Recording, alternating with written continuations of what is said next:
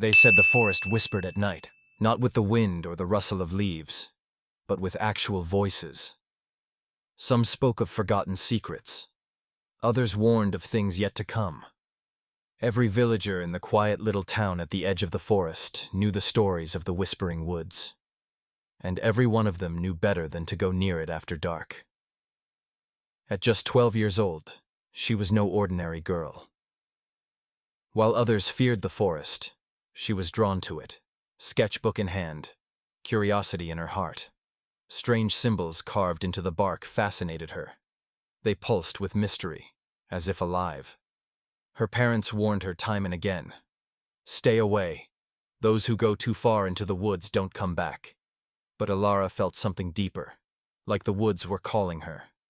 One evening, as twilight bled across the sky in purples and fiery oranges, Alara heard something that stopped her in her tracks. A whisper, gentle, barely audible. But one word rang clear through the stillness. Help. Her heart pounded. She should have run home. Instead, she grabbed her satchel, tucked in a few slices of bread, her worn notebook, and a small lantern. She took a breath and stepped past the trees. The woods swallowed her whole. With every step, the whispers grew louder, guiding her as though the trees themselves bent toward her path. Shadows danced in her lantern's flickering light. Gnarled branches reached out like arms, and the earthy scent of moss hung heavy in the air. After what felt like hours, wandering through an ever-shifting maze, she stumbled into a clearing. There, at the center, stood a massive ancient tree, its bark covered in glowing symbols that shimmered softly in the dark. Nestled at its roots was a creature unlike anything Alara had ever seen. Small, no bigger than a rabbit. Its fur shimmered like moonlight, and its silver eyes gleamed with ancient wisdom.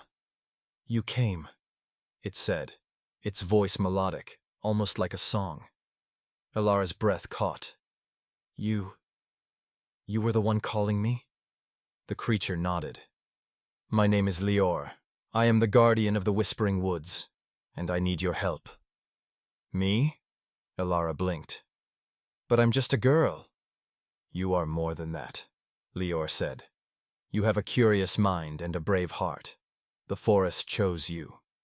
He explained that the glowing runes were part of an ancient spell that protected the forest. Over time, the magic had weakened. The trees were dying, their voices fading. Only someone with a pure heart could restore the balance, by finding 3 lost relics hidden deep within the forest. And so, Alara's journey began. With Lior at her side, she crossed a river that demanded courage, where each step tested her will. She navigated a cave of illusions that twisted her sense of reality, forcing her to trust her instincts. She entered a grove where vines whispered her deepest fears, and only by showing kindness could she pass. Each challenge shaped her, and with each relic she claimed, the forest seemed to breathe again, vibrant, alive, whole. When the final relic was placed at the base of the ancient tree, a golden light burst into the sky. The whispers turned into joyous music, the trees dancing as if in celebration. "You've done it," Lior said, eyes shining. "You saved the forest." Tears welled in Alara's eyes. "Will I ever see you again?" "Whenever you need me," Lior smiled. "Just listen. The trees will guide you." Alara returned to the village with a heart full of wonder.